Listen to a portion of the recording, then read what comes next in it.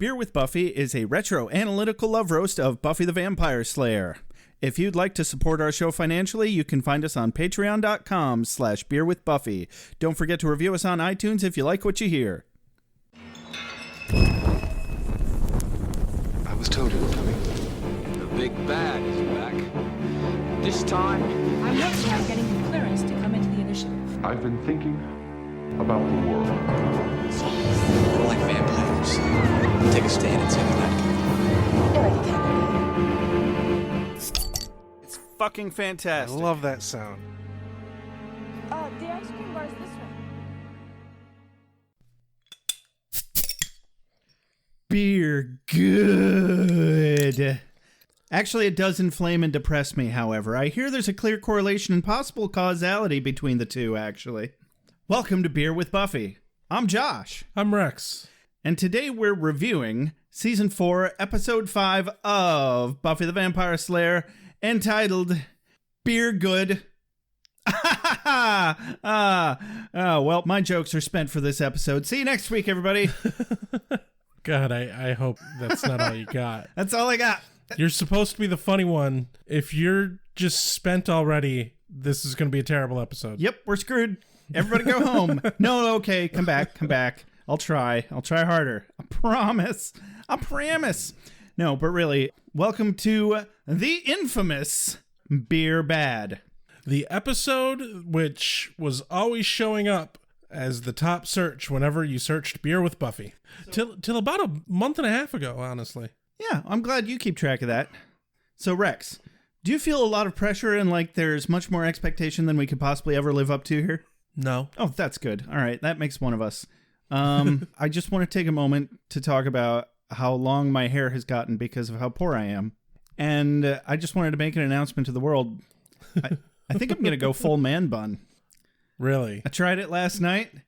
I look like a fucking samurai with my hair up. It's kind of amazing. Oh, God. Yeah, I'm going to be that fucking guy. Well, so much for this friendship. Yep, that's how shallow Rex is, everybody. So I'm looking for new friends.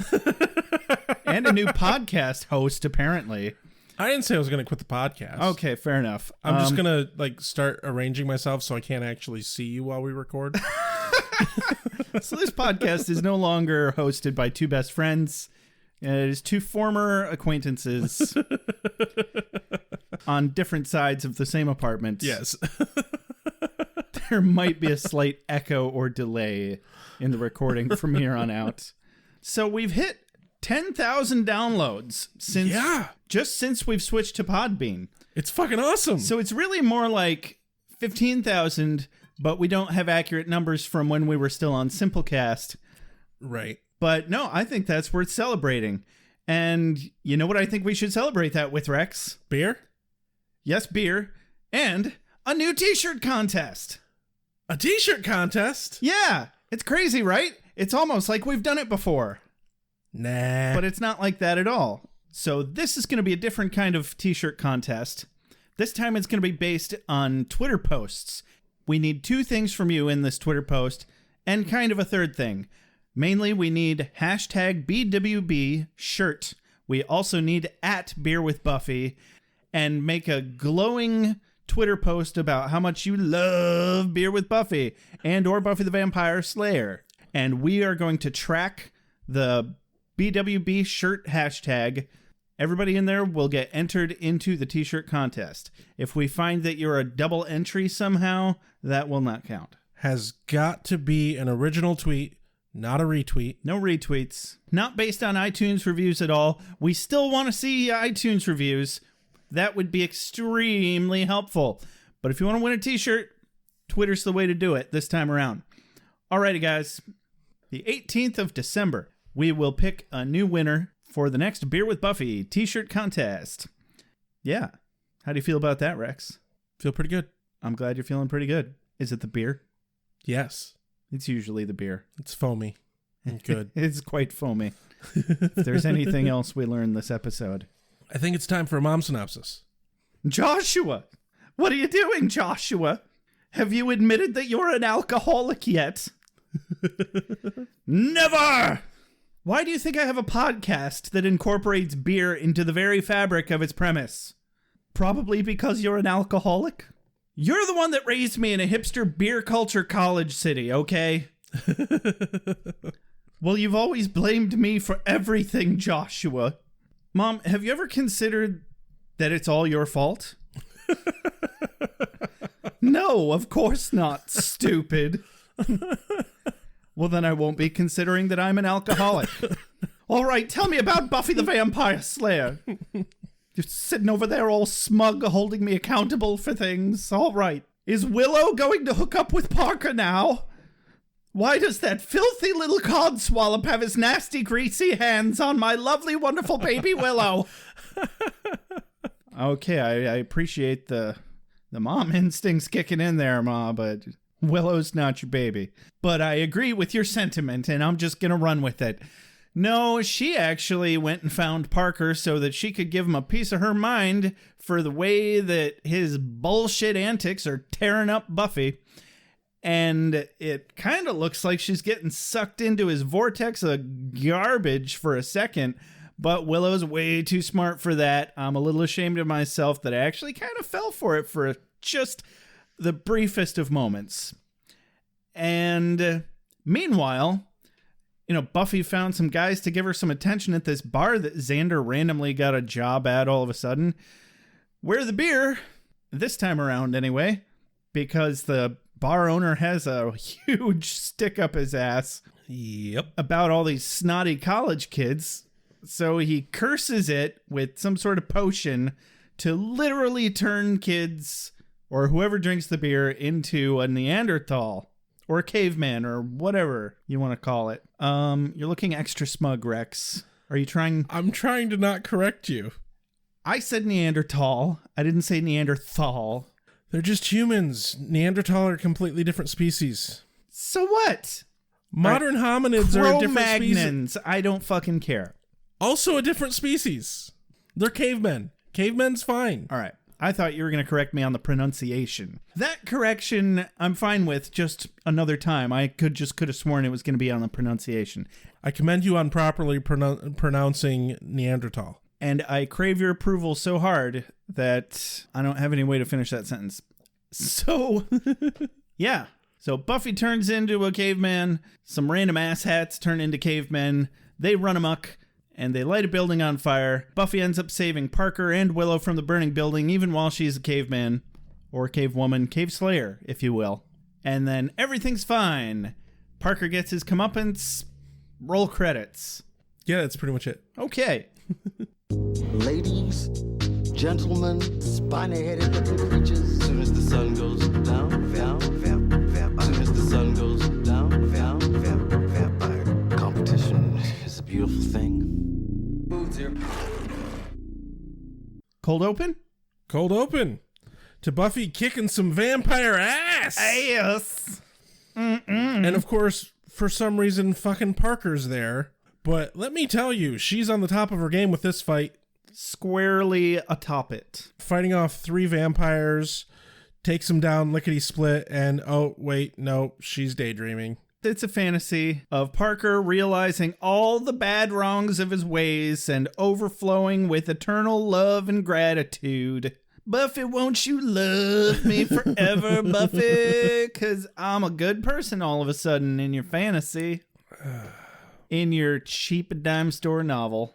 Buffy, move on. Yeah. This is the first time I really appreciate Mrs. Walsh's psychology class. Right? So we cut to the class where Buffy is zoning out from, and I didn't write down her entire speech, but I did cut it down to what I think is the most important part, if you don't mind. Be my guest. All riggedy. Professor Walsh says, the id doesn't learn, it doesn't grow up. It has the ego telling it what it can't have, and it has the superego telling it what it should want. So how does this conflict with the ego manifest itself in the psyche?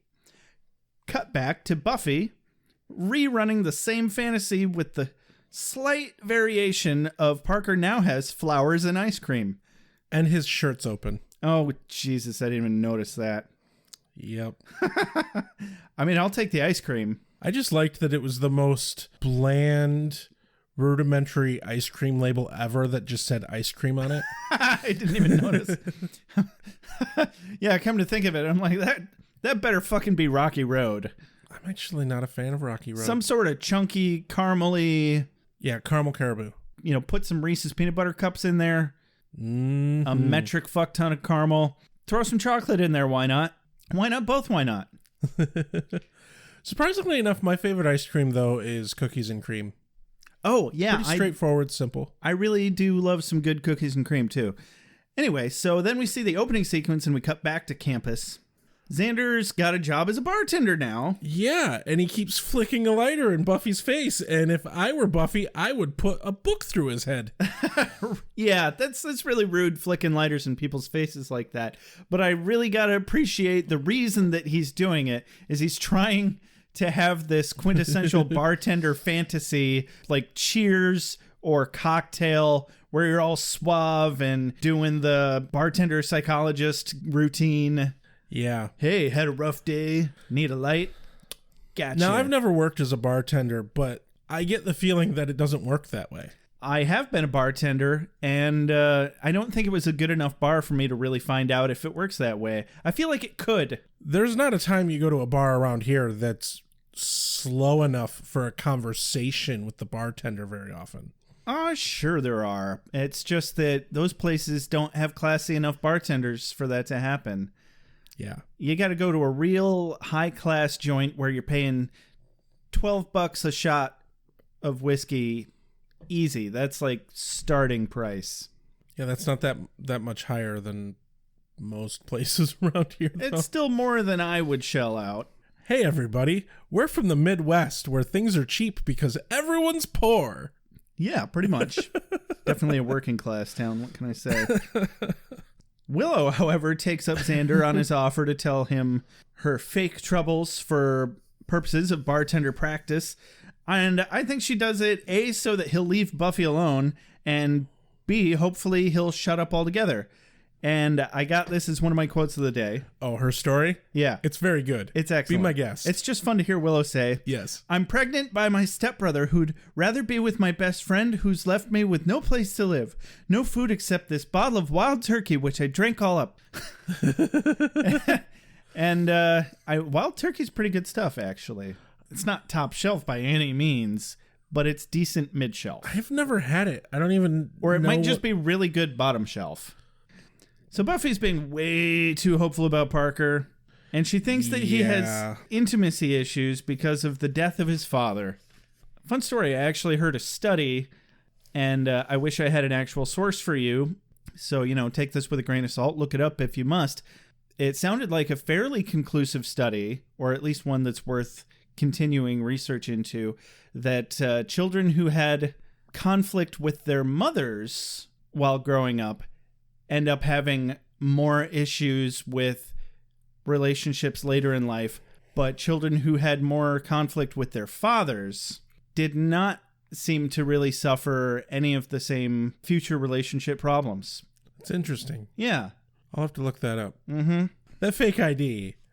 First off, talk about a 70s porn stash. Yeah. That's all I remember about it. I didn't write anything My down. favorite part, though, because I paused it to look at it, my favorite part, though, is that Xander's name is actually Xander on the ID. Okay. On a fake ID? Yes. What a jackass. What's he even need a fake ID for? You only have to be 18 to sell alcohol. I don't know. Or maybe that's not true in California. Yeah, who knows? Definitely here you can be a bartender at 18. Yeah, in Michigan you can sell alcohol and serve alcohol, and you only have to be 18 years old. That might be different in other states. Willow and Buffy are very skeptical about the quality of the ID. Mm-hmm. And Xander's like, what gives it away? And Willow's response is, looking at it. Yeah. Like, it's obviously fake, Xander. Yeah. I've looked at a lot of IDs now, and I just don't even care anymore. In fact, if anything, I'm happy to see a fake ID, because then I know that it's not a sting operation.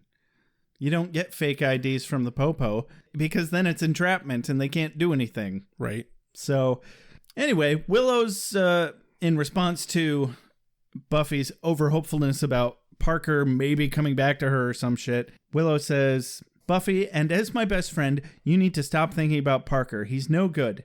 There are men, better men, wherein the mind is stronger than the penis. Cue Xander. Nothing can defeat the penis. Which... It looked dubbed. It sounded dubbed. I don't even know what to make of this line. Like, he recognized immediately that he finishes it off with, too loud, very unseemly. Yes. Like, yeah, you're playing the penis game by yourself, Xander. What are you doing? Like, most of your personality. Too loud and unseemly.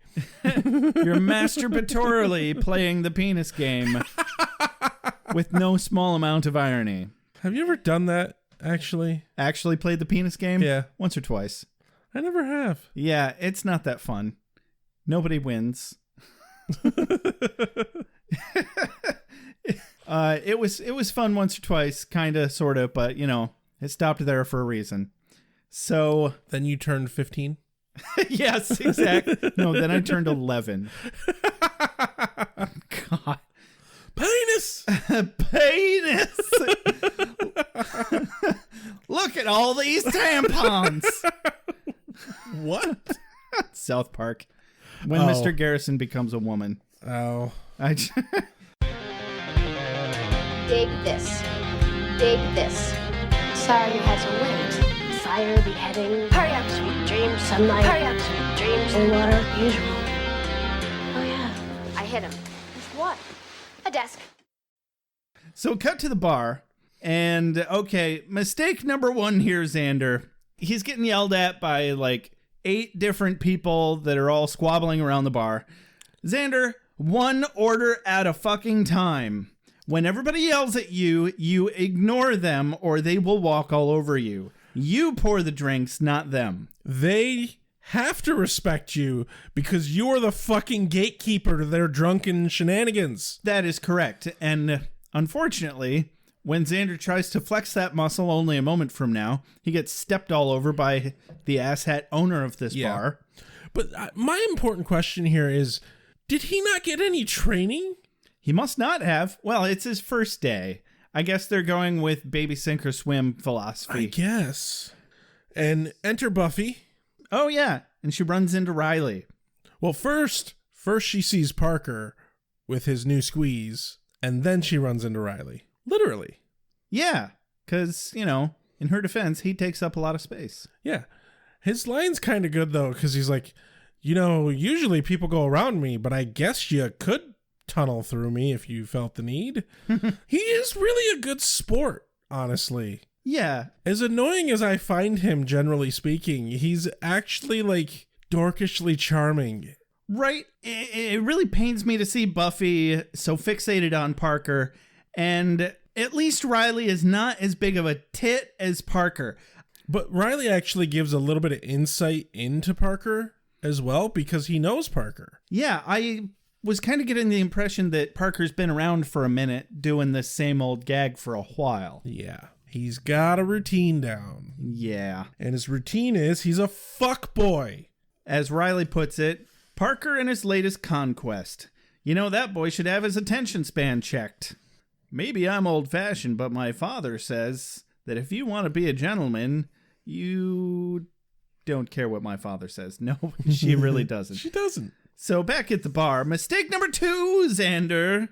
While you may flirt with your customers, as is service staff's prerogative, you must still exercise an extra set of rules called don't be a shitty server and stop at the first sign of it not being okay. Right? Yeah, and first sign of it not being okay is when dude steps in and cuts off all eye contact and inclusion in the conversation. You should have just left it alone, Xander, but he didn't. So he's talking to this girl. Xander's like, boy, you are sharp. Well, he was trying to play his little, hey, you have a rough day routine? And she's like, no, I'm having a great day. Yeah. I did all this stuff. I made this pin. Yeah. So this guy, I think this is actually a really well-written moment. It really is. This guy actually reminded me of the dude from Good Will Hunting. Yeah. It's like there are people out there who can actually just flip shit off the top of their head, but they have to be so rare and far and few between. Yeah. I really wanted Will to come in and hand this dude his ass. Right? How about them apples? How about them apples? It's like sci-fi jargon, but it's actually relating to real shit. I didn't have the time to really look at what he was actually saying and like dissect it to see if he was saying real things. I did, and it's pretty close. I think they were sending it up a little bit, but it does make sense. So either way, this guy's brain dick is considerably larger than Xander's, but I think he had just gotten out of a sociology class and is working on a final project or a midterm project or something, because the guy says, "Oh no, I rudely interrupted, and it sounds like the two of you were having quite the meeting of minds, possibly debating the geopolitical ramifications of bioengineering. You got a take on that?" Xander's like, "I've got beer. You want some beer?" So first of all, Xander has what matters. Yeah. All right. But this guy thinks he has what matters, and he says, "You see, I think we have a perfect venue here for conducting a little sociometry, a bipolar continuum of attraction and rejection. Now, given your that's the bit that sounded jargony to yeah, me. so I sat and I thought about that for a moment, and I'll break it down. So a bipolar continuum of attraction and rejection, it's connected to what he says next. Now, given your sociological statuses, I foresee a B rejects A dyad. A is attraction variable, B is rejection variable." Definitely his entire purpose was to walk up to this woman and go, "Look at my brain dick!" And he does, in fact, insist on swinging it about. And Xander loses this fight horribly. Yeah. Mostly because he tries to flex his bartender muscle, and he's like, "All right, but you're not seeing a drop of this beer until I see..." And the bartender walks past and is like, "Just give him a beer." Yep. So mistake number 3 here, Xander. You ask for ID first. Because once you have the beer up on the table, it is really difficult to justify taking it away again. Yeah. And also, you're like a fist clench away from getting arrested. Like, if you let go of that, you've officially served it. Yep. Uh-huh. And I know a guy who got in trouble for, listen to this bullshit. An older man and a younger woman came into the restaurant. I worked at a pizza place that served beer once upon a time. This happened to one of the managers. And so the guy orders a beer. So the manager, who was a waiter at the time, he comes back with the one beer. And the guy has gone to the bathroom with just the right timing so that when he's serving the beer, there is only a minor at the table. And the dude that went to the bathroom was a fucking cop, and he arrested him immediately, and he did that shit on purpose. Wow. But it was just close enough to the line that it technically wasn't entrapment. Wow. Yeah, it was some horse shit. That is... What an asshole cop. Yeah, well, any cops that are out there doing sting operations are fucking assholes. Yeah. There's no reason to be preying on people who are just trying to do their fucking jobs. Yeah. Especially this guy who obviously wasn't serving to a minor. He was bringing it for the person who ordered it, who's obviously not a minor. Yeah. That's fucked up. And he's got a rap sheet now because of that. So fuck you, cop. Actually, I really didn't like that manager. He was a dick, but that's still shitty. Yeah. Doesn't matter what fucking kind of person it is. That kind of bullshit is bullshit. Yeah. They say young people don't learn anything in high school nowadays, but I've learned to be afraid.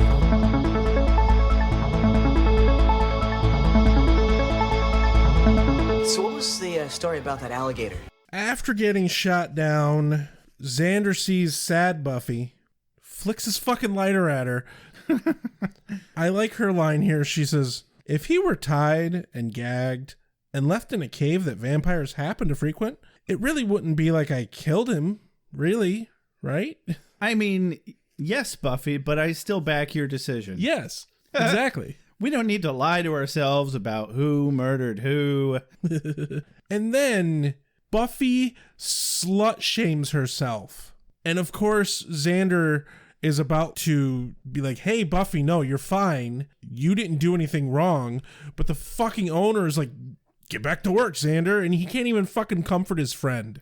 And it's not like there's even anything for him to do at the moment. Bunch of BS. So Buffy walks away from the bar and immediately she bumps into random guy who's like, hey, you're not leaving, are you? And I'm like, whoa, careful. That sounds a bit rapey. And then 3 other guys immediately line up behind him, including Mr. Geopolitical Socioeconomics asshat Tool. And they're like, you're just too beautiful to not be covered in men. And by the way, can we be those men? What saddens me is I'm sure that line worked on somebody somewhere at some point in time. Well, it damn well fucking worked on Buffy at this point right now. Yeah. She's definitely jonesing for the attention, and unfortunately Xander is unable to give her the friendly attention that she deserves at the moment. Yep. So yeah, Buffy takes them up on the offer of beer. It's a trap! It is. It's a trap! Cut to... Da Bronze. Where Oz makes his way through the crowd to find that Willow has a table that she got with good old-fashioned murdering. Yeah, going along with the theme of murdering people here, unabashedly.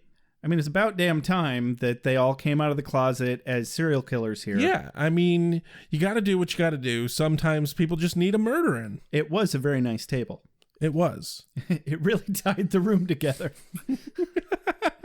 Oz looks like he's feeling something, which is a sure sign of inevitable catastrophe. At first, it looked like he had kind of some indigestion going on. Yeah, and that is always some top-notch acting coming from Seth Green. Yeah, but no, the thing that he is feeling revolves around the singer of the band. So Oz is watching the band, and he inadvertently invents Google as his jaw kind of drops onto his lap as he searches for all the top hits of Veruca, the lead singer of the band Shy. Oh, man. Willow notices. Yeah, I mean, how often does her man make fucking googly eyes at someone? Yeah. But more importantly, they're making googly eyes at each other. Oh, dear. I didn't even notice that it was reciprocal. She's fucking looking right at Oz while singing. Yikes. Not particularly well. Oh. Exactly. Awooga. Which we learned that later. Yeah, that's problematic at best. Well, back to the bar.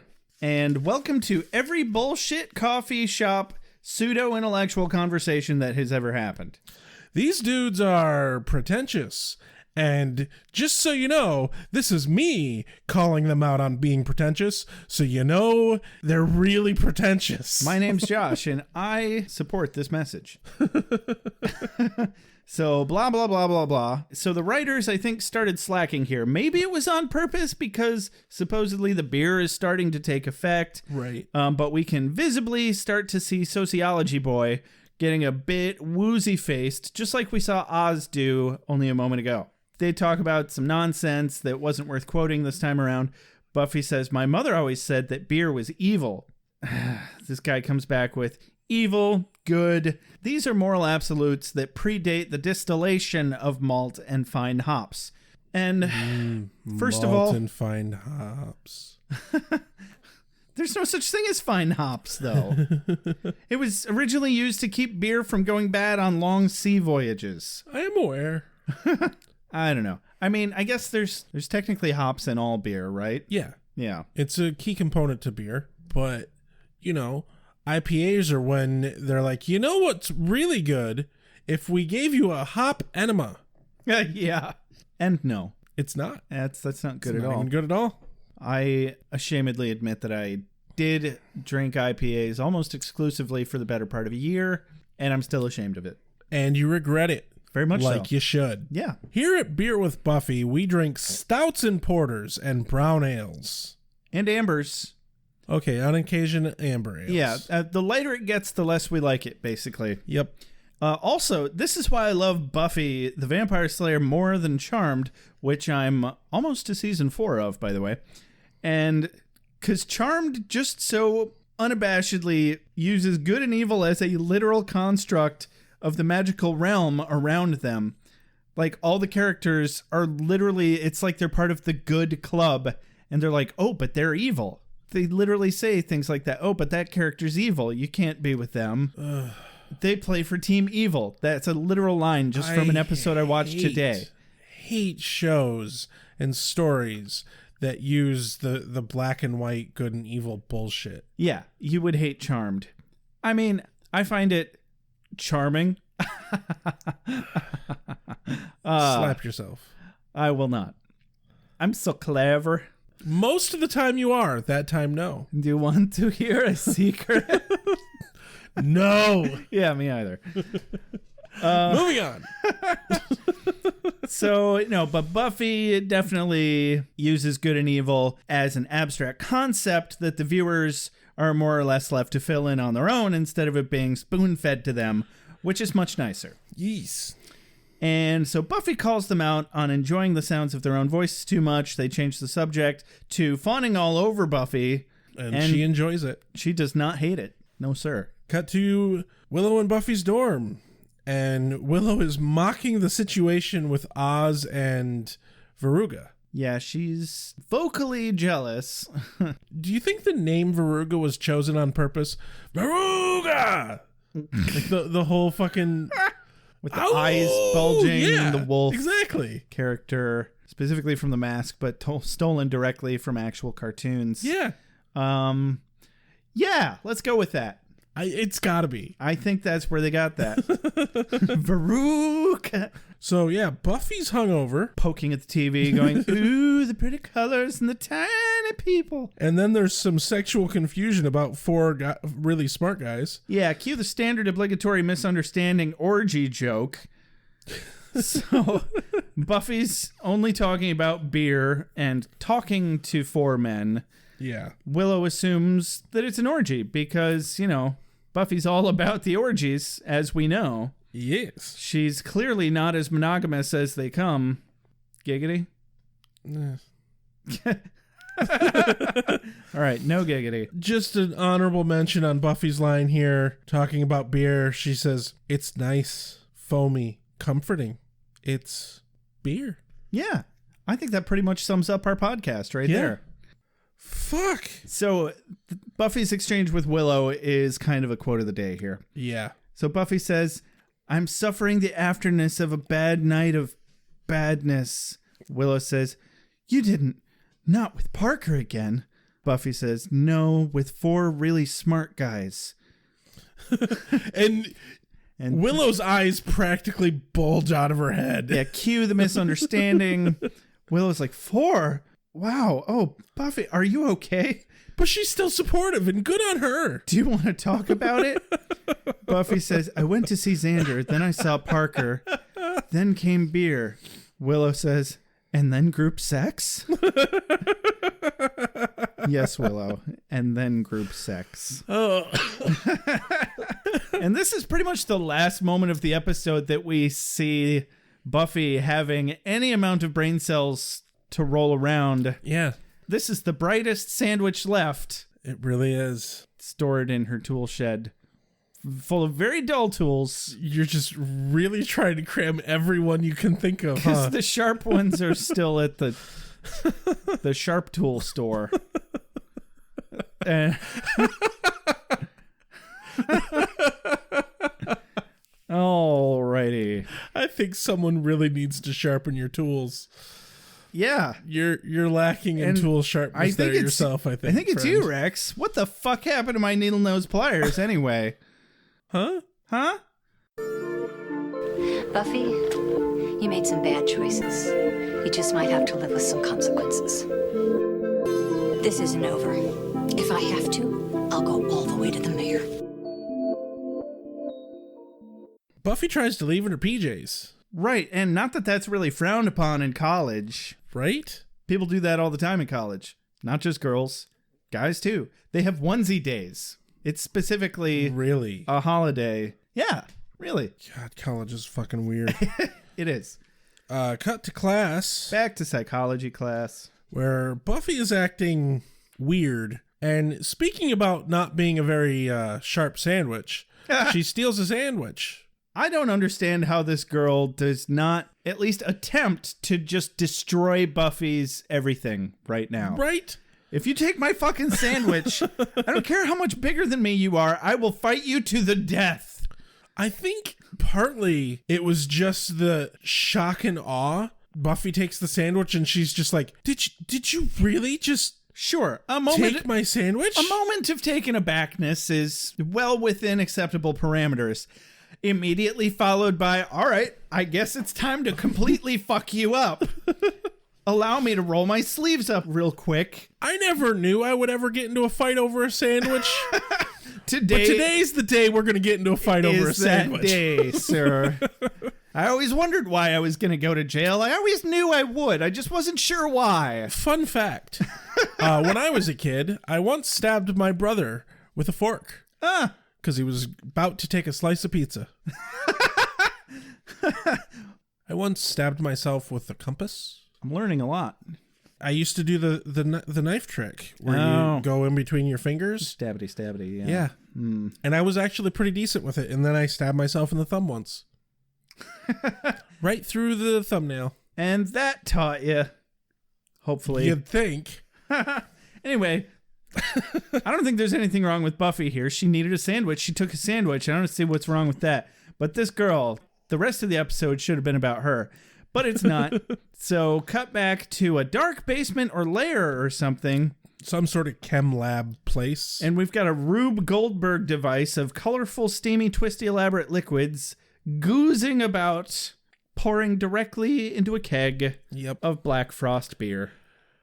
Just a note, though, you can't do that. Oh? Kegs are under pressure. Yeah. You can't just have the fucking lid off and be like, oh, it's fine. Yeah, that's not how kegs work. You're ruining the beer in more ways than one. Like, obviously, you're putting in some, terrible, evil potion into the beer, but also you're making all the beer flat. That just sounds awful. Yay, mystery goo. The magical mystery goo is coming to take you away to a cave. Yes. And make your hair magically grow longer and get facial things going on. Give you a unibrow and shit. Yeah. Cut back to the bar. Buffy, enjoying a beer. A little too much. And definitely having enjoyed too many. A little too much. Yeah. Now, for a beer called Black Frost, this shit looks like a cheap-ass Pilsner. Right? Yeah. Did you notice that? What the fuck? Seriously. If there's anything else that we really need to tear apart in this episode, it's the beer. Yes. That's the only expectation I feel like we really have to live up to here. I guess my best guess as to why it looked like a fucking Pilsner is because that's what most people think of when they think of beer. Yeah, even though the guy references, fruity little microbrews in a moment, it's still not commonplace for microbreweries still haven't quite taken over the country just yet. Right. It's 1999. Microbrews definitely aren't a thing. Yeah. I don't think they really became a thing till 2010-ish. That sounds about right. Anyway, they're all acting dumb. Buffy's hanging out with the same 4 dumb shits from yesterday. And Buffy does a spit take, and it's really gross. It's like not what you would ever expect a spit take to be. It's supposed to spray, but she literally just kind of hawked a loogie into her hand. I didn't notice that at all. Did you miss that? Yeah. I completely missed that. Go back and check it out. It's gross. I think I'm okay that I missed it. So Xander's staring at the situation unraveling. And this is where we get the payoff of Xander flicking his damn lighter in everybody's face and wanting to play the Tom Cruise character from Cocktail. Yep, because there's a woman going with a cigarette in her hand going, I've had such a shitty day. She asks if he has a lighter, and he just holds up a non-smoking sign. Completely looking past her at Buffy. And I mean, if it was a non-smoking bar, why were you trying to get people to smoke so much this whole time? But again, that's a continuity error that was worth it for the joke. It was a payoff that I did not remember would happen, and it was lovely. Yes.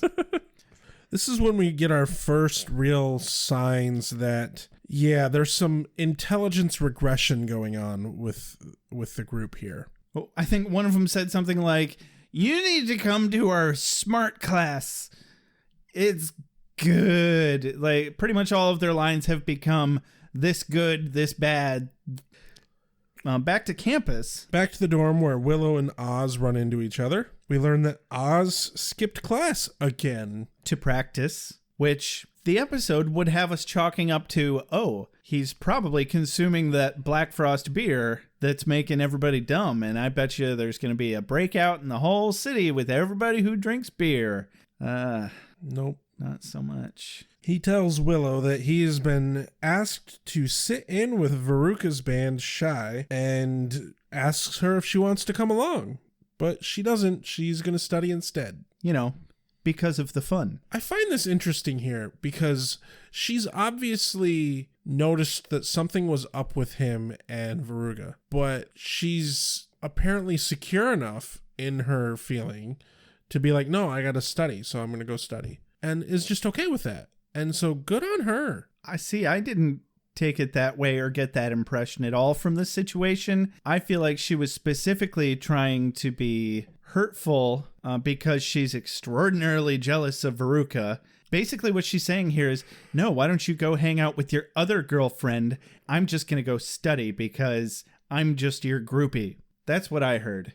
Not, I'm so secure, you go have fun. I think the groupie line was she was basically calling him a groupie for her. No, that was a reference back to when she was muttering under her breath and Veruca said, "Oh, you have a groupie, that's so nice," when he introduced her to Veruca. Oh. Okay. Yeah, so this is a lot of sour grapes and butthurtness right here. And instead of saying, I feel like there's something going on with you two, is there something you need to tell me? She just opts to completely remove herself from the situation, hurt Oz in doing so, and allow for anything that might already be there to blossom even further in her absence. Because she can't even deal. Well, thanks for ruining that scene for me. Yeah, sorry about that. No, you're not. Don't lie. I know. I'm dating. I'm having serious dating with a werewolf. And I'm studying witchcraft and killing vampires. It's like a drug. All right, and then from there we cut back to the bar where all five are acting extra dumb. Super duper dumb. And then Xander puts on some music. Buffy and the Dolts. See what I did there? You know, yeah, good call. It's like Benny and the Jets, but it's Buffy and the Dolts. Anyway, that's not the song that played at all. No. I don't remember what song it was, and I don't care. Xander turns on the jukebox, and that shit lures Buffy over to that jukebox like a moth to a flame. She starts hitting it and kind of like groping it. Want more singing. Want more beer. But no, Xander's cut her off. Did it hurt? Kicks her the fuck out. Did you catch that stupid punchline? I've cut you off, Buffy. Did it hurt? Hey-oh. Oh, God, this episode's great. Fun fact, it did hurt. Right? Yeah. It always hurts when you get cut off. Dude, I've scarcely been as offended as the handful of times I've been cut off. I was at a house party one time where some asshat was pouring wine for everybody. I only had like 2. Like, just because you're having a good time, I hate it when they can't tell the difference between you having a good time and you being shwasted. And this was one of the occasions where I was having a good time and I was not shwasted. You just had to add the SH on there, huh? Yes, I did, and I hope it offends you greatly. It does. Excellent. It offends my non-existent children. It offends your sperm, huh? Yes. And some random girl's eggs, probably in a different timeline. Right? So, I knows I'm never going to have kids. Right?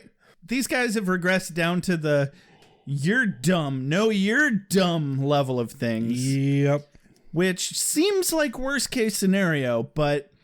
Gets worse. Yeah, no, it can always get worse. So he's like, out you go. And surprisingly, she actually goes home. Yeah. She had very simple terms. He just needed to say bye. And he's like, bye. And she just gets this look on her face like, oh, I thought that was going to be harder for you. And she says bye and she leaves. But, good for Xander. He didn't get thrown through a wall. Yeah. So we go back to the guys that are at the table. They notice girl gone. Yep. Roar, girl gone. And I'm like, yeah, where's all the hot college girls that think you're the future of the country now, ass bag? Then we go to the coffee shop where Willow runs into Parker. Yeah. And she questions Parker and wants him to explain himself. And he actually has kind of a good point. A little bit. Obviously, his motives are complete and total fuckboy motives. But he does have a good valid point in that talking about exactly what the relationship has to be does in fact kill the passion of it. I can see that, sure. However, as someone who practices non-monogamy, that's bullshit. Yeah. Passion in a relationship is subjective and momentary, and you should always talk about exactly what the fucking intentions of the whatever is. Also, he very consciously built this up over the course of a week or two by presumably pretending to connect with her with the same bullshit lines that he uses on everyone. Yeah. Oh, my dad's dead and I'm so sad, and seize the day. On the surface, he makes a valid point, and you almost kind of feel something for the fact that kind of makes sense. Well, he's trying to tout what he's saying as a free love philosophy. Yeah. While actually it's no more than an excuse to hit and run without consequences. Exactly. Because there's no consent on the other side for it to be this thing that he wants it to be. This, hey, let's build something. Let's make something beautiful in the moment and then just go on with our lives. What's wrong with that? Well, it's because you're doing it at other people's expense. Yeah. Like, if because you know that they think that it's more and you are gaslighting them, pretending that you didn't know that. Like, if you would just walk up to a fucking person at a party and be like, hey, do you want to fucking go? Uh-huh. Fuck and go. Fuck and go. Yeah. Yes. Then that would be fine. Like a drive-through. Exactly. Fucking go. Yeah. A whole new meaning to the phrase hot and now. Who needs the quickie mart? I do. Yeah, the point is you're still fucking responsible for how you're playing the game. Don't fucking play the long game unless there's something more involved there. Exactly. That's what makes it extra shitty. The way you're doing it, you're just so clearly in the wrong, and I'm just sick of listening to any words come out of your mouth at all. But back at the bar, the guys are regressing even more. I like that Xander uses these Illuminati Geek Squad's inebriation as an opportunity to assume he's been tipped generously. Yeah. What looked to be over $100, mind you. It was quite the stack of 20s. Definitely. And hey, he plays it well, though. Because he's like, how much should you tip? Would be 30%? I can't do that math in my head. Since you gentlemen are so dapper of brain. Yeah. And he waits till one of them slides the money in over to him. Oh, technically he did nothing wrong? No, nothing at all. This is perfectly acceptable behavior for a bartender. And then, abruptly, from behind him, Mr. Big Dick Brain Kool-Aid Man's through the bathroom door. And he's gone full caveman. You never go full caveman. Except in Beer Bad. Yeah. Of Buffy the Vampire Slayer season 4 episode 5. Because he literally drank all the Kool-Aid and then literally burst through a damn wall. Yeah. We really peaked too soon on this joke, Rex. Right? God damn it. And he knocks Xander the fuck out. And we're still using the Keanu Reeves worshiping joke from that episode. You know, those two things happened in the same episode. Really? Yeah, that's why it's called Keanu Aid. Shit. Reeves be with you. Keanu Speed, Rex. Whoa. Yeah, we haven't done that in a while. Anyway, so this guy literally drank the Kool-Aid, okay, figuratively, but, you know, this is as close to the metaphor as we're going to actually get. Yes. So then we get to witness the other guys cavemaning the fuck out. Yeah, well, they change while Xander's knocked out. We should figure out what kind of deal this is. I mean, is it a gathering, a shindig, or a hootenanny? Well, gathering is brie, mellow song stylings. Shindig, dip, less mellow song stylings, perhaps a large amount of malt beverage. And hootenanny, well, it's chock full of hoot, just a little bit of nanny. I dare say Amok takes this opportunity to run. Yes. However. Ladies and gentlemen, I present to you the segment where Rex inappropriately, but we set aside an appropriate time for him to do it, points out all of the actual inaccuracies of this portrayal of cavemen. Cavemen, humans, hominids, were biologically, genetically the same as we are today. The only difference between us today and caveman when humans were cavemen was knowledge and technology. We have the same capabilities of mind and same capabilities of body that we had then as today. The idea that somehow cavemen were fucking unibrowed, big buck teeth, slightly larger forehead bullshit is painfully inaccurate. There were species of humans that looked like that, kind of Neanderthals, kind of Homo erectus, but the point being, cavemen are modern humans. They are exactly the same. If you fucking went and found a caveman and brought him here and fucking gave him a bath and a haircut, we would have Encino Man.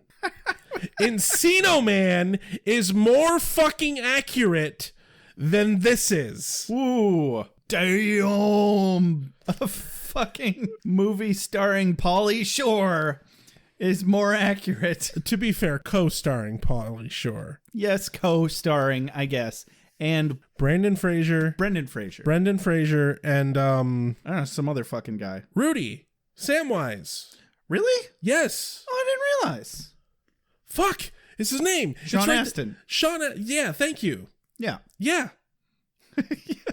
Have you seen that meme going around? Hey guys, look, it's Sean Astin from Stranger Things with an otter. Isn't that cute? I think you mean Sean Astin from Lord of the Rings, you fucking fetus.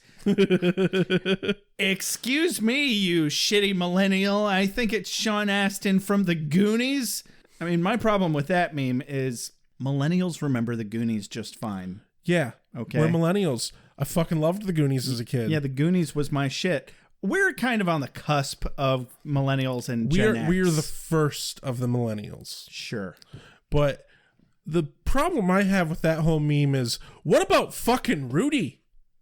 Oh, yeah. That shit mattered to me as a kid. I've never even seen Rudy, and I understand how deeply rooted it is in our culture. You should watch Rudy. It's really fucking good. I should, and I intend to someday. I just forgot, for the last 20 years until now. Anyway, so the other guys caveman the fuck out. Yeah. Xander wakes up, and of course they start surrounding him, and he manages to scare them off with a fucking lighter. Using his big old Xander brain. Yeah. Guess whose brain dick is bigger now? Xander's. No one can stop the penis. Just swinging around in the breeze. Oh, good man. God. Yeah. So he gets them outside with the lighter, and then immediately goes in back. Cut to definitely the bad guy bar owner. He's like, hey, something's up with your patrons. They're turning into cavemen. They had it coming. I really appreciate this man's transparency. Right? I mean, it pisses me off that he's storing boxes on top of kegs. It better have been empty. That's all I have to say. So outside, Amok runs. Amok. Just gonna let that go. Yeah, it's... One of these fuckers falls out of a tree. Another one's laughing. And then he breaks off a branch and whacks him over the head. And it's just a fucking cartoon. Yep. It's kind of funny. But back inside to the bar, where the owner elaborately explains his plan. He is definitely the bad guy. Yeah. And the owner of the bar. And his brother was a warlock, so he taught him how to make a potion that turned him into cavemen. Of course. I mean, I knew that going right into this episode, didn't you? So he says, I've been taking abuse from snot-nosed kids for 20 years. Get off my lawn. Back in my day, kids had respect for their elders, see? We'd make them go cut a switch for us off of the tree. He has a real disdain for them liking microbrews. He does, because the rest of his line is, they're always coming in here with their snotty attitude, drinking their fruity little microbrews and spouting out some philosophy like it means a damn thing. What this tells me is that... He likes NASCAR. What this tells me is that the Black Frost beer that he is poisoning with this potion is not beer he makes. It's probably Budweiser that he rebranded. Right? That would make sense. That would make sense for why it looks so thin and watery and awful. That's right, Budweiser. We don't like your product. Ugh, Pilsners. Back to campus where the cavemen are continuing their muckiness. That they do, Rex. And they're fascinated by some cars until one of them gets hit by a car. Yeah, he didn't look like he was okay. No. And then they continue to attack said car. Break some windows, and then some girls run by and they chase after him. Then we cut back to the dorm's hallway where Xander is telling Giles what's going on. Yeah. His line is one of my quotes of the day. Okay. Excuse me, Mr. I spent the 60s in an electric Kool-Aid funky Satan groove. It was the early 70s, and you should know better. I just like that electric Kool-Aid funky Satan groove. Yeah, that's just a good line. Keep in mind, he only corrected Xander on the year, and not the fact that he was in a Kool-Aid funky Satan groove. Well, he was. But Xander and Giles enter the dorm to see Cave Buffy drawn on the wall. And she's drawn what looks to be kind of demon-esque. And she slaps it with her hand and she's like, Parker, bad. Yeah, did she find some red crayons or did she just... I think it was makeup. She just straight up take a poo in her hand? I think it was makeup. It looked like lipstick to me. Okay, I can see that. And it looked very accurate to, what you'd expect of a cave drawing. Yeah. Yeah. And you're what? Shocked and disappointed? I'm evil. You should know better than to tempt the fate. The fate's there. Well, that was pathetic. You should know better than to tempt the fate. The fate's there. There's a lot more than that. A fantastic day. Birds singing, squirrels making lots of rotten little squirrels. And cut back to the coffee shop to probably one of my favorite scenes in the entire episode. Oh? Oh, yeah. Oh, yes. Oh, yes. Bring the chocolate sauce. So Parker and Willow have moved from the table that they were sitting at before. They're off to a side table and more of a cozy environment. Parker is laying it on super thick. This son of a bitch is truly pathological. Yeah. And for a moment, it honestly looks like Willow's been taken in. Yeah. Thank Keanu she isn't dumb enough to go for it, but I was really worried for a hot second there that she might be mad enough at Oz. Not dumb enough necessarily, but possibly vindictive enough. Even knowing that Willow's response is what it is, yeah, I still had a moment where I'm like, is she going for it? Right, yeah. I had an inkling that it was going to go the way it actually does, but they had me going for a second. Willow, like, can I just ask you a very important question? Yeah, Willow. Yeah, you can. How gullible do you think I am? This isn't connecting. I've got your number, id boy. It's all about the sex. Men haven't changed since the dawn of time. Oh, yeah. Yeah. Kool-Aid cavemen. This time, the whole lot of them, they knock out Parker and Willow immediately, and they're dragging along those poor girls that they were chasing down the street a minute ago. Yep. Cut back to Buffy's dorm. Where Buffy falls out of a chair. And, you know, who hasn't? We've all spun around in an office chair. Don't judge. Get over yourselves. And Giles is just perfect. Oh, God. Fascinating, really. So Buffy wants the people back in the TV. Well, she's not in any immediate danger. And then she wants to bang Xander, and Giles is like, okay, immediate danger. And Xander's like, well, Jack said the effect of the beer would wear off, and that was the wrong word. Oh, yeah, that's like saying walk to a dog. Seriously. That's exactly what happened, because Buffy's like, beer. And Buffy want beer. And Giles is like, you can't have any beer. And that's the even wronger words to say. Yeah. Xander has another quote of the day here. Giles, don't make Cave Slayer unhappy. Oh, but Cave Slayer's already unhappy, Josh. Yep. It's too late. Cave Slayer throws Giles across the fucking room. And she pushes Xander and she fucks off. So they have to separate to look for her. Giles goes out the exit. Xander goes down the hallway, which is ironic because Xander makes it outside first, and then Giles is stuck in the dorms. Yeah. Talking to students later. Cut back to the coffee shop. Yep, where the cavemen have started a fire. Hey, cavemen will be cavemen. And they're barricading themselves in, which seems like weird behavior from a caveman. I mean, I think they're supposed to be caving themselves up. Yeah. I hope you feel dirty. I always feel dirty, Rex. No matter how much I shower. I just can't get the stains to come out. They're in your mind, Josh. You need to stick a toothbrush in your ear and wiggle it around. That's what the doctor says. So, cut to commercial right after that chair was clearly covered in accelerant, and it just bursts into flames the second their little campfire falls over. And then we come back to the fucking building's on fire. Very, very on fire. But first, the caveman, of course, tries to reach through a piece of glass to get a donut out of the case. I've done that before, actually. Really? You don't have to be a caveman to... No. One time, I was dating this girl, and I was meeting her parents, and they were out on the porch. I walked right into the glass door. No, I've done shit like that too.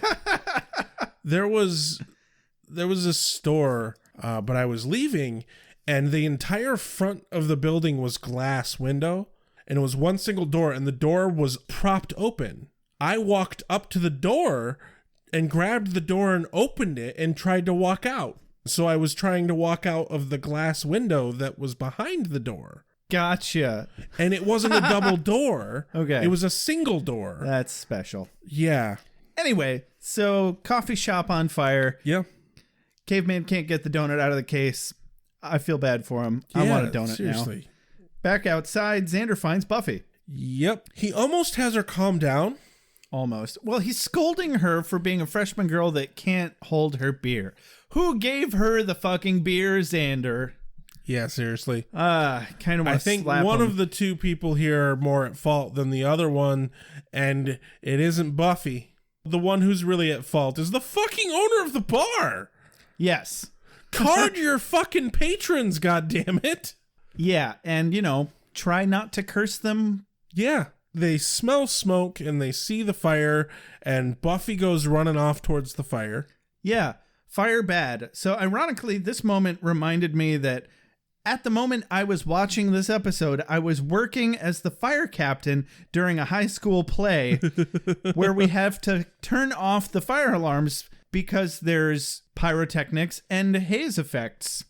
And so I took this moment to pause the episode and go make sure that the hallway wasn't on fire. Smart. Yeah. Yeah, good call.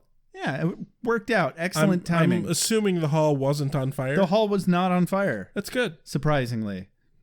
At my job, if the power goes out, we have to do every hour fire checks of all the buildings. So back inside, Buffy runs in, and we see the cavemen and the girl that's still conscious are freaking out. She's not full caveman. She doesn't have the bulgy forehead or the unibrow or anything. I think they just chose not to do that to her because they didn't want people to think she was ugly. She has enough there still to know that the fire extinguisher can help put the fire out. Right. But she doesn't quite have enough there to use the fire extinguisher. She just throws it at the fire. Yeah, she can't figure it out. That was a funny bit. She just hucks it into the middle of the room. And then she sees Willow. So, yeah, it's funny that Xander was only just inquiring as to whether there's any of the real Buffy left in there, because she sees Willow, and obviously it registers somewhere in her brain, oh, God, that's my best friend. I have to save her. Yep. She cave slayers the hell over that fire. Yes, it's terribly simple. The good guys are always stalwart and true. The bad guys are easily distinguished by their pointy horns or black hats. We always defeat them and save the day. No one ever dies, and everybody lives happily ever after. Liar. Then Xander enters, calling for Buffy. He can't get through the flames because, he's just a dude. And it's very thick smoke. And, without the proper gear, you really shouldn't be entering a burning building. No, definitely not. And so he's wondering where Giles is. Cut back to the dorms. Where Giles is very badly describing Buffy to another student. Well, she's blonde, about yay high, a bit of a sideways limp. And the look on the guy's face is just explaining math to a monkey. And no pun intended. Cut back to the coffee shop. Buffy does some fancy swingy shit to open a window with her feet. And immediately the other cavemen and the two women climb out. Shove over a bookshelf and climb it like a ladder up to the window. It works out great. And so does Willow and the other girls. They get out just fine. Xander's up on the other side helping them out. Well, that's handy. Willow tells him, meaning Xander, that Buffy's still in there. And so's Parker. Yup. Parker wakes up, realizes the building's on fire, and then sees Buffy. Buffy, what do I do? Save me, Buffy. Just like the beginning of the episode. And then comes one of my favorite parts where she knocks him the fuck out. Doink. Boing. Bonk. Yeah. There we go. I like that one. Insert Bonk. Bad cartoon sound effects here. Back outside. We're wrapping up. Yep. Everybody's out. Everybody's fine. The cavemen are chilling out in a van that nobody knows whose it is, but it was unlocked. I don't know. Whose van is that? I don't know. Wasn't locked. I don't know how Xander got him in there. My favorite part, Buffy separates from the Scoobies and goes over to the van, is like putting her hand on the glass, looking at the other cavemen, and Parker walks up. He's apologizing to her, asking if she can ever forgive him. She's still holding the stick. She's still holding the stick. And Parker unwittingly brings Buffy's fantasy from earlier to fruition. You saved my life. I owe you everything. Bonk. Bonk. Like Scoob. Buffy totally knocked him out. Okay, if he didn't have a concussion from the first time, he has a concussion now. Yeah, I was like, damn, you didn't give him brain damage. I mean, teach him a lesson, yeah, but I mean, how many times can a man be knocked out in a day? Life-shattering brain damage is another story. Okay, so how many knockouts were there today? Xander got knocked out once. Willow and Parker. Willow got knocked out. Parker got knocked out twice. 3 times. 3 times? Once by the cavemen, 2 by Buffy. And then, you're right. And then another caveman got knocked out, with the first one with a stick. Oh, yeah. One with a car, one with a stick. Yep. And then, did anyone else get knocked out? Not that I can think of. 6, though. 6 is a lot of concussions. Yeah, because I mean, concussions. Generally speaking, if you get knocked out, you probably have a concussion. Almost certainly, if you lose consciousness. Yeah. That is a regular theme both on Buffy the Vampire Slayer and on our show, because that's like some cartoony shit. That is not something you just casually do. That's shit ass movie trope. It takes a surprising amount of force to hit somebody in the head and knock them out, because what causes the knockout is the brain hits the side of the skull. Yeah. So the most realistic, I can't remember what this movie was called, but the most realistic knockout, but not really a knockout, that I've ever seen in a movie was horrific. It's about these girls who are discovering their sexuality, and they become a couple, and this one girl's mother deeply disapproves of it, because it's like back in the 20s or 30s. Takes place in the early 1900s, and this girl decides that she needs to murder her mother. Shit. So got heavy really quick so that she can be with her girlfriend, her partner, her mate, yeah. And she sticks a brick in a stocking and whacks her mom on the back of the head with it. I have no idea what this movie's called anymore, but her mom doesn't just go down and she's unconscious now. She falls to the ground, she's on all fours, and just takes a moment, and you see this wave of pain go over her face, and then she just lets out this blood-curdling sound, which I'm like, oh, I'm getting chills right now, just because that's kind of how it would. Have you ever hit your head really hard, Rex? Because yes, I have. And I have actually knocked myself out before. It is the most gut-wrenching, unimaginable pain. I've been knocked out twice in my entire life. Once was a baseball. I was pitching. My cousin hit the ball and it hit me fucking right between the eyes. Shit. I don't remember hitting the ground. Wow. Yeah. I definitely had a concussion. Yeah. And then the other time I knocked myself out by walking into a pole. Yikes.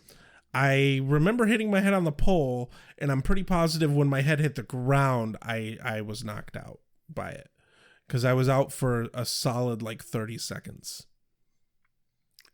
Neat. So, bringing it back real quick. So the Scooby Gang is standing over Parker's unconscious body with a very, look on their collective faces. They walk away. Gerarg. He probably has brain damage, but, kind of deserves it, I guess, maybe? But Gerarg. Yeah, Gerarg. Is this for me? I must be ready. I need my strength. Give me more! Night, I shall walk the earth. Hold on. You've got something here. How'd you feel about this episode, Josh? I mean, I was okay with it. I didn't hate it. I didn't hate it. It had some funny moments, but overall, meh. Yeah, I don't think it's everything it was cracked up to be. I'm just sick of Parker. Yeah. I forgot that this episode had way more Parker in it than I recalled. Yeah. And fuck that. I'm done with it. I guess I'm just trying to figure out, was this episode supposed to be some sort of incognito, hey, drink responsibly, or hey, don't be drinking if you're underage, or hey, beer makes you stupid no matter what, no matter who you are, don't do it. Hey, don't be a classist, elitist twat I'm better than the people who work in the jobs that I created, demand for their services. I get it. Okay, you're a rich twat, and this is a dude who's just serving your beer, but someone's got to serve your fucking beer. Yeah. And that's just everything that's wrong with the world. Yeah, but I don't think it was supposed to be a statement about that, per se. It kind of was. It was more about, hey, watch out who you piss off, because they might be a cave slayer and knock you the fuck out. Or they might be the people who serve your food and beverages. That's kind of one of the themes of Fight Club. Yes. And Waiting. Waiting is a fun movie as well. It's great for anybody that's ever worked in the food service industry. It was an entertaining episode, but I really think it could have just fucked off. I wouldn't go that far. It was a fun idea that I'm glad they explored. They're trying to portray the college experience in the theme of Buffy the Vampire Slayer, and you just don't think of the college experience without throwing some experimentation with alcohol in there. I suppose. One last thing that bothers me about this episode. I find it upsetting that Oz's behavior had nothing to do with the beer. Right. And he was all getting googly-eyed over Veruca while he was in his proper right mind. I mean, maybe he was a little bit normal drunk, but still mostly proper right Oz mind. I'm disappointed that it sounds like we're already leading into what I know to be inevitable Oz and Willow breakup. And I don't want it to happen already. No. It's too soon for that shit. But it happens this season. God damn it. Fuck a doodle in its due. I mean, we know, it's not like you don't already know that she ends up with Tara, of course, in college. Sure. Anyway, fuck all that noise. What's your quote of the day, Rex? So I gotta say that my quote of the day is the thing Xander says to Giles. Excuse me, Mr. I spent the 60s in an electric Kool-Aid funky Satan groove. Very nice. It was the early 70s and you should know better. What's your quote of the day? Give me a moment. Moment has passed. Deal with it. In Soviet Russia, you get no moments. In Soviet Russia, moment pass you. Wait, no, that's just kind of how time works. Ah,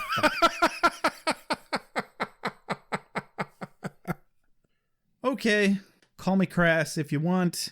I gotta go with Buffy and Willow's interaction when Buffy says, I went to see Xander, then I saw Parker, then came beer. Willow responds, and then group sex? Ha-ho! Classic misunderstanding. Man. It was a funny moment. It subverted the hell out of me. Jeez. My expectations were upside down, let me tell you. All right, that's it for me. Yeah. So this has been Beer with Buffy. Don't forget to like us on Facebook. Follow us on Twitter. If you'd like to get in touch with us, you can email us at beerwithbuffy@gmail.com. You can give us a call and leave a voicemail or a text message at 269-743-0783. And you can also leave us a review on iTunes. It's the #1 way you can help our podcast out. If you'd like to support us financially, you can do so on patreon.beerwithbuffy.com. And as well, you can support us by buying merch at store.beerwithbuffy.com. And as always, thank you to Benjamin Alexander and Reggie Page for our wonderful transitioning, opening, and closing musics. That's musics, plural. This has been Beer with Buffy. I'm Rex. I am Josh. Have a good night. Bonk! You are the Slayer. Lives depend upon you. I make allowances for your years, but I expect a certain amount of responsibility, and instead of which you enslave yourself to this cult. You don't like the color?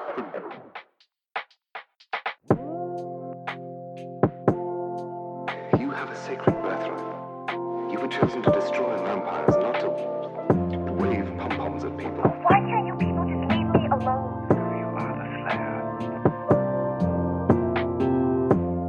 Go ahead. I'm a watcher. I haven't the skill. Oh, come on. By appealing to your common sense. Werewolves, incubi, succubi, everything you've ever dreaded was under your bed, but told yourself couldn't be by the light of day. One girl in all the world. Common sense. One girl in all the world. It was a bit, British, wasn't it? Whee! Wait, what have we done? Why are we watching this?